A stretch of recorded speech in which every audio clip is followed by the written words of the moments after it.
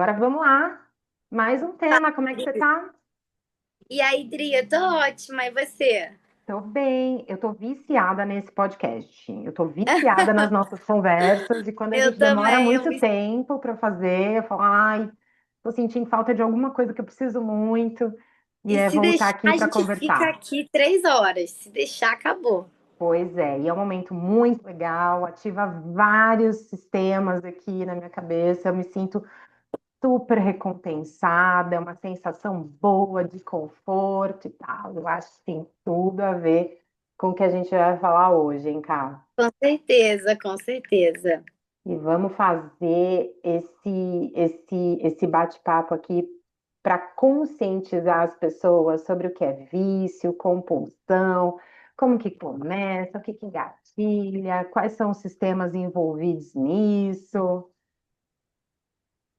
Exatamente, Dri. A gente vai falar hoje de um tema que ele é muito delicado, mas muito polêmico, e que está presente na vida de muitas pessoas. E se não está na sua, você conhece alguém que com certeza tem, porque a Uhum. gente vai falar sobre vícios, né? E às vezes a gente pode nem assimilar racionalmente que tá com vício em algo até que outra pessoa venha alertar a gente.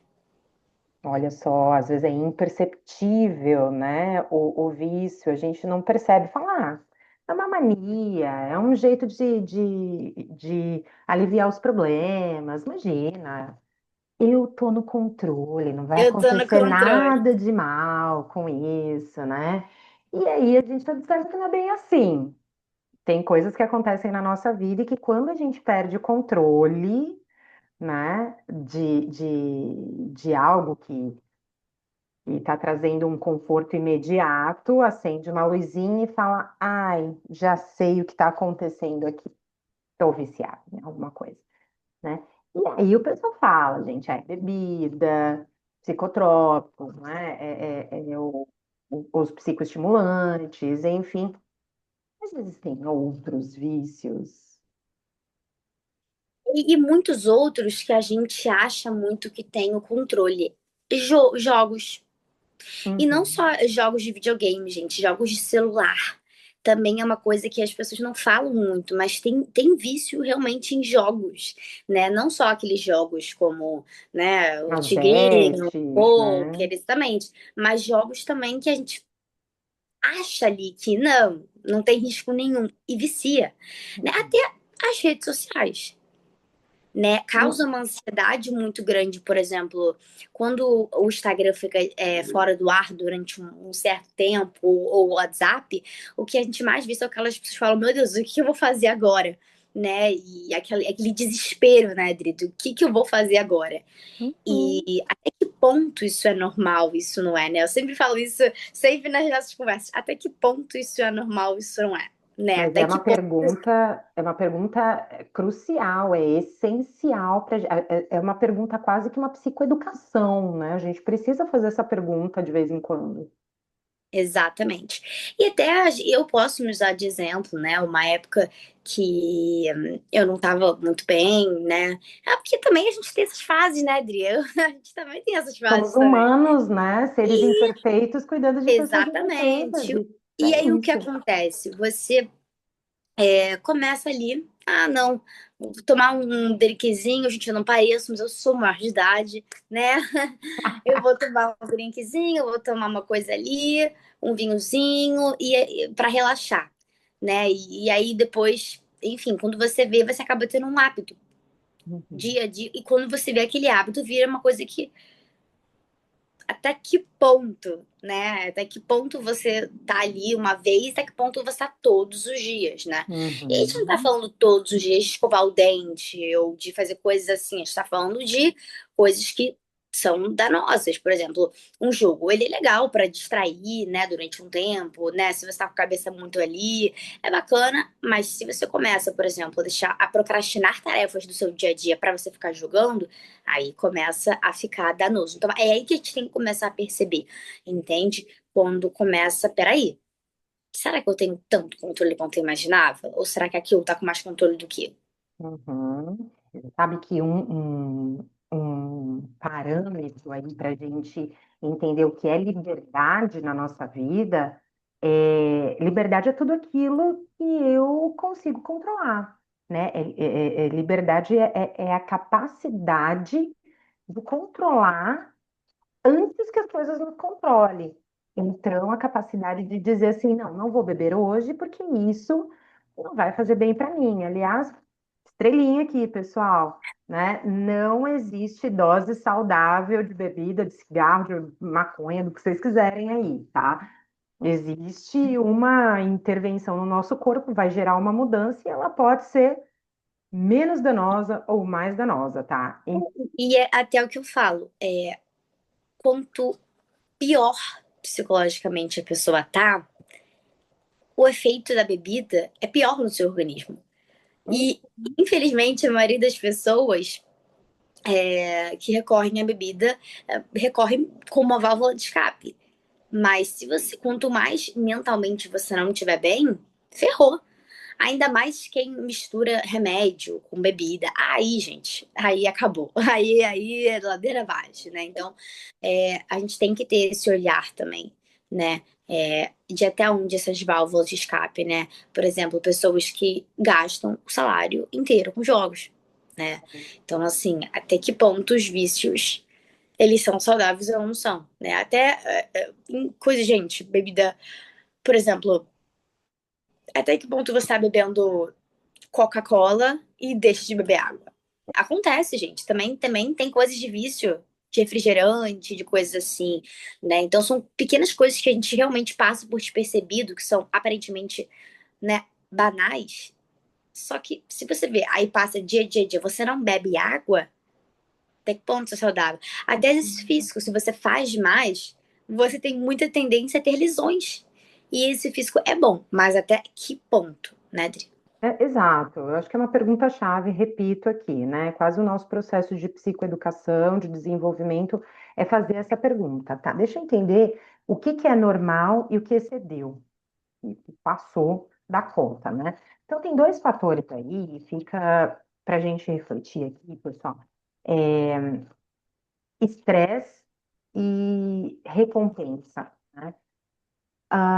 Às vezes, a gente se depara com um estímulo e ele vai ocupar um lugar de conforto quando a gente está muito estressado e assim, excesso de cortisol mandou uma informação para o cérebro de que a gente não vai conseguir ter muito controle sobre algumas ações, a gente vai lá, pega um pedaço de chocolate, sentir um conforto dentro daquele contexto estressante, teu cérebro ativou uma série de mecanismos aí que falou assim: nossa, Adriana, que delícia! Quando você está estressada, pega um chocolatinho. E aí o nível de estresse aumenta e a Adriana, sem perceber, está comendo uma barra inteira de chocolate, acabando aí com o estômago, intestino, um monte de coisa, né? Mas ela está sentindo um bem-estar tão grande que aí as ações dela, né, estão falando mais em função desse estresse do que aquilo que é de fato adequado, do que aquilo que é saudável. Então, assim, você já está numa situação que não é saudável. Para se manter confortável, você está fazendo um monte de coisa que você não está controlando, tá? Então, assim, a decisão de conforto já entrou na tua cabeça. Você só vai fazer escolha por aquilo que vai te dar conforto. E aí, aquilo que é melhor para você vai te trazer uma recompensa também, só que em doses menores. E aí você não quer. Porque quando você está cansado, quando você está sob uma situação de estresse, você quer conforto rápido, você quer recompensa rápida, rápida, rápida, né? Você quer que a dopamina aí, que hoje se fala muito da dopamina, né? Tadinha, tão mal compreendida, tem uma função vital na nossa vida. Tô até vendo aqui essas besteiras que o pessoal fala de jejum de dopamina, eu fico brava com isso, né? Então não existe, dopamina é importante para o nosso corpo, para de falar de jejum de dopamina. Mas assim, Eu não tô sabendo. Jejum de eu não estava dopamina. sabendo também, eu vi essa semana. Ah, por que o jejum de dopamina? Eu falei, deixa eu pesquisar sobre isso aqui. O que a ciência está Cada falando vez sobre isso? inventam uma coisa, gente do céu. E sem Jejum, pauta dopamina. científica, péssimo, né? E lembrando, pessoal, quando a gente vem para uma conversa aqui, a gente tem o conhecimento técnico científico, então, né, que é uma fonte segura, interessante para que vocês. E qual que é o fundamento que eles usaram? Quais benefícios que vai trazer você não ter dopamina? É porque dizem que quando você segura a produção de dopamina, o teu corpo ele se reorganiza e aí você não precisa de dopamina rápida, como vício, por exemplo. Pessoal, mas isso não é comprovado. Isso não é Porque comprovado. a dopamina faz parte pra gente, né? Diária, ela precisa de doses E, e, equilibradas no nosso e corpo. aí, o que que eles falam sobre isso? O que que Ó, eles A, debatem a, sobre? a hipótese é de que se você passa um dia, por exemplo, sem estímulos que vão produzir mais dopamina, o seu corpo ele se reequilibra depois desse jejum. Então, assim, a hipótese é que se você deixa de buscar dopamina rápida num dia, o teu corpo ele se reequilibra no dia seguinte, tá? Não é assim, pessoal. Tem muito mais a ver aí com as escolhas que a gente vai fazer. O Porque nosso assim, cérebro, é, o pode nosso falar. cérebro, o nosso cérebro é plástico, então, pessoal, assim, o vício, ele está muito mais relacionado a algumas funções aí, de prazer, motivação, aprendizado. Lembra que eu falei? A Adriana aprendeu, quando ela pegou o pedacinho de chocolate, o cérebro dela fez uma conexão e aprendeu. Ah, que legal, quando você está estressado, pega lá uma coisinha, fuma, vai fumar, isso te desestressa. Teve um sistema de aprendizado, e não é só a dopamina, não é só a dopamina que está relacionada a isso, né? Ao sistema de prazer. Tem glutamato, serotonina, endorfina, tem um monte de coisa, e o teu cérebro ele vai criando novas conexões, ele vai aprendendo que aquilo que é ruim faz bem para você. Então, o que que a gente precisa fazer, Cá? Reaprender E assim, a a se sentir dopamina, bem. gente, ela vem de várias coisas prazerosas. Se você ficar o dia inteiro, assim, por exemplo, você comer uma coisa gostosa, você trabalhar, você fazer uma coisa que você ama, exercício físico, você vai ficar deitado olhando pro teto. É Às vezes não só de você consumir conversar com nada. alguém, você já libera esse hormônio, né? Então, como que Isso. a minha questão fica? Como que a pessoa fica para ela ter uma perda total de dopamina? A não sei que ela esteja no estado muito depressivo e tal, depressivo, beleza, eu passando por uma fase ruim, ok. Mas se for proposital, a pessoa tirar a dopamina propositalmente, como que ela vai fazer isso? Para tirar 100% Pois é, propositalmente? é um tiro no pé, porque você está buscando controle, então não vai ser funcional. Por que que você não vai controlar, segurar a tua fissura, Diariamente. né? Pois é, por que que você não vai controlar as escolhas que você faz, ao invés de fazer esses procedimentos nada comprovados cientificamente, né? Então, pessoal, acho que é muito mais importante a gente reorganizar algumas das nossas estruturas, e isso implica também, Kai, aí a tua área muito bem feita, né, dentro da psicanálise, entender lá atrás onde é que tudo isso começou. Exatamente, tá? Porque todo excesso ele é uma falta, né? Todo excesso ele tá cobrindo ali uma falta de alguma coisa.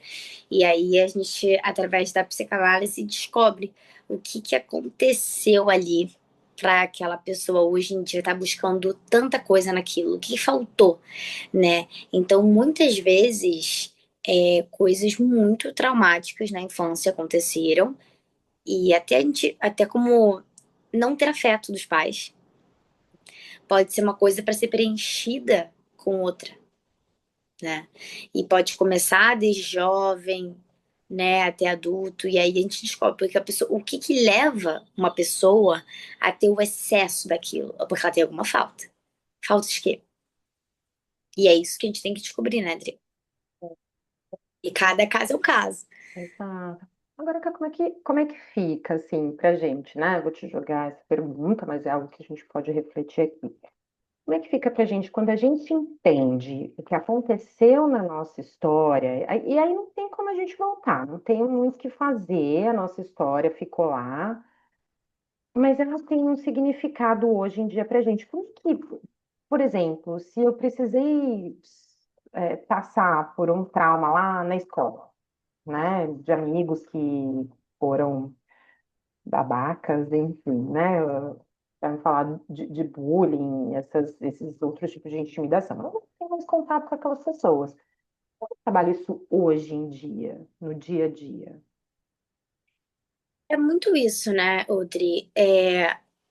A gente tem que aceitar que aquilo aconteceu. Eu falo muito sobre aceitação, né? Não é esquecer, você não vai esquecer, né? Você Uhum. vai entender o que aconteceu. É necessário que você sinta. Muitas pessoas eu vejo falando assim, eu não quero sentir isso, o que eu faço pra parar de sentir? Não, parar de sentir não vai solucionar nada. Você precisa sentir a dor, você precisa passar por isso. Infelizmente, né? Ninguém gostaria, né? Todo mundo gostaria de tomar um remédio e pronto. Eu não tenho mais dor, mas não tem escapatória. Para que ocorra uma cura, precisa haver aquele processo de dor, né? Uhum. De entendimento, de dor e de tudo bem, para que você consiga entender e seguir a sua vida, né? Mas aí até muitas pessoas terem essa compreensão já estão ali presas em algum vício. Então procuram ali a terapia quando elas estão já com esse vício. E aí a questão é ela ressignificar e ter uma vida diferente, né? Eu sempre falo, a gente tem uma vida, a gente tem várias vidas. Né? Uhum. Então a pessoa também ela tem que escolher se libertar, porque tem muitas pessoas que ficam muito presas a essa dor e simplesmente não querem, né? Uhum. Não, e aí é muito difícil, né? É muito difícil. Você não tem como, é o que eu digo, você não tem como tentar ajudar uma pessoa que não quer ser ajudada, porque as que querem já é muito difícil, já é difícil o processo.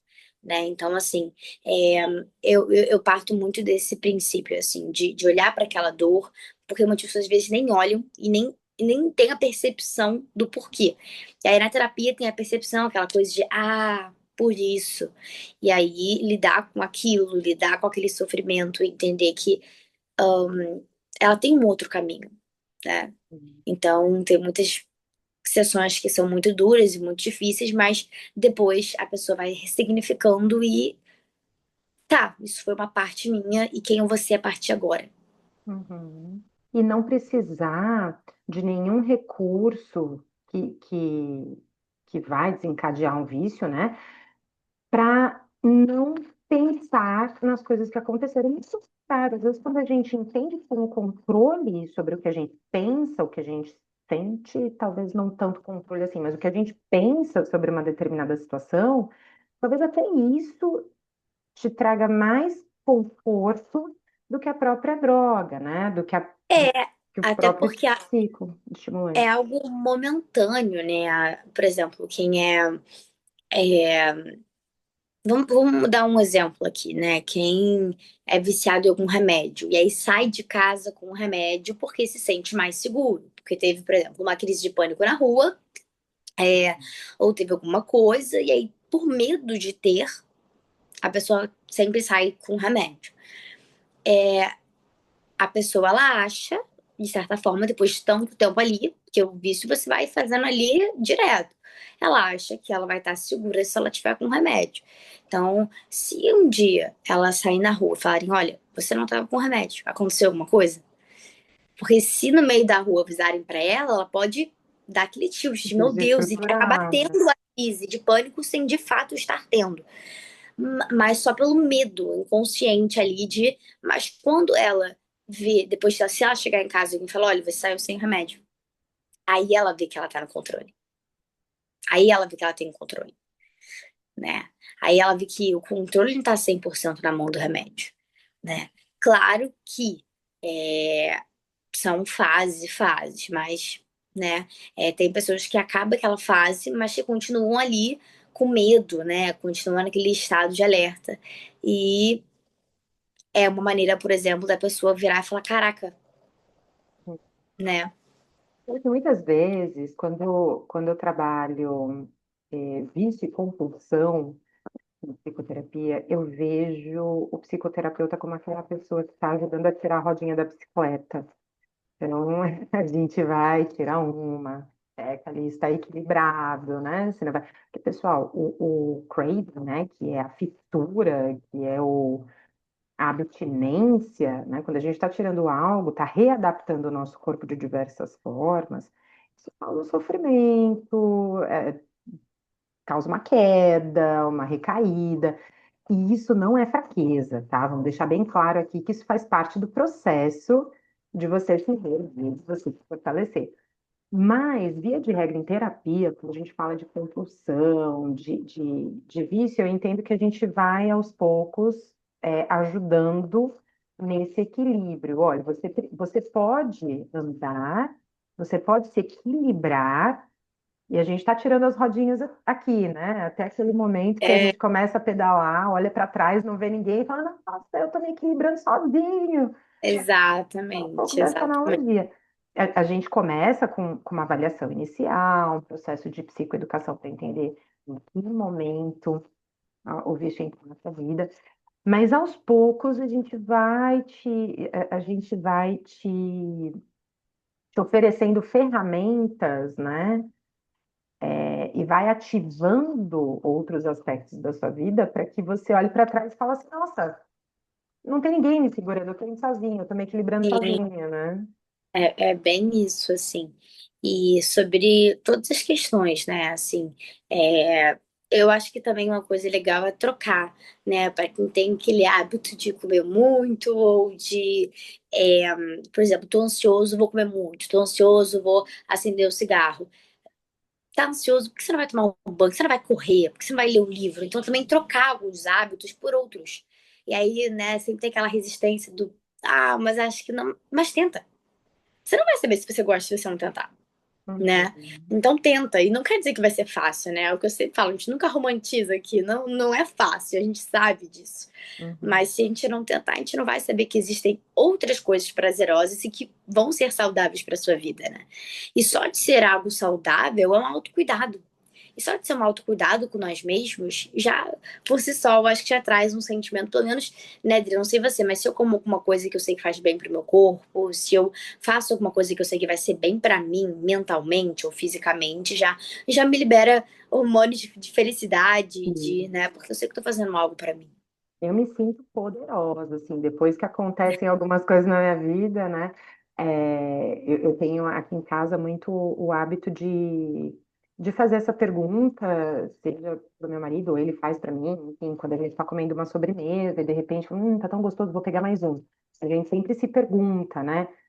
Tá, mas você precisa ou já é gana, né? Já é algo que vai te fazer Já é mal. uma Então, gula, já é uma agulhinha. então a gente para e pensa, não, tá, eu senti o gostinho, aquilo foi importante para mim, tá? A gente fala assim, vamos sair, tomar um café, comer um docinho? Vamos, né? Dá vontade de pegar mais um? Tá, esse mais um, ele é para te satisfazer ou para te machucar? Não, vai me Até machucar. porque às vezes a gente vai lá, pega mais um e fica cheio. E aí aquele sabor bom, ele nem vira mais bom porque você fica cheia. Tem até Uhum. um, tem até um, ai gente, é uma historinha que conta, né? De uma moça que foi no supermercado e ela sempre gostava de comer aquele doce. E aí ela gostava muito daquele doce, muito, muito, era muito gostoso. E ela pediu pro cara da padaria botar mais recheio. E aí aquele doce ficou enjoativo, né? Então, assim, é muito isso também, né? Às vezes a gente come, a gente tá satisfeita ali, né? Foi gostoso, mas a gente quer preencher. E aí a gente come mais e acaba que a gente fica cheio. E a gente acaba que a gente fica até com uma coisa cheia. E aí você não tá, já não virou algo prazeroso, porque você tá cheia. Isso, já teve outro efeito, já começou a te machucar, né? Então tá, você tá lá É, no cigarro, por que que você precisa daquele tempo para fumar? É para respirar? É para pensar? É para se acalmar? Né? Então, sem o cigarro, quais outras técnicas você poderia desenvolver para respirar, para se acalmar, para se sentir melhor? Sem que aquilo te exa- machucasse, né? exatamente. Muitas reflexões aí. Ainda mais a longo prazo, né? Pois é, mas olha, quando eu faço algo que depois da tarefa eu falo, nossa, isso me fez tão bem e eu nem precisei, né, sofrer, eu nem precisei fazer uma escolha ruim para mim, eu me sinto poderosa, eu me sinto muito bem. Eu me sinto como se eu estivesse assim, eu me sinto enfatizando o controle que eu tenho sobre a minha vida, né? Uhum, isso é muito bom. Pois é. E aí a gente está aqui para ensinar vocês também a se sentirem muito bem no controle da vida de vocês, né, Cá? Com certeza. E não é uma tarefa fácil, mas a gente vai lidando e pedir ajuda é necessário. Então, se você sentir que você não tá no controle, ou se as pessoas te alertarem que você não tá no controle, não tenha medo, não hesite em pedir ajuda. Uhum. Recaída faz parte do processo, tá? E o importante é que uma hora vai deixar de acontecer Importante ter força de vontade e querer levantar. e estar se cuidando. Ficamos por Exatamente. aqui. Vamos por aqui, Dri. Um beijo para todos vocês. Pessoal, Beijo. curte, compartilha e coloca aqui ideias de temas que vocês queiram trabalhar. A gente vai atrás, pesquisa e vai levar o melhor para vocês. Um Tá, beijo. gente? Beijo.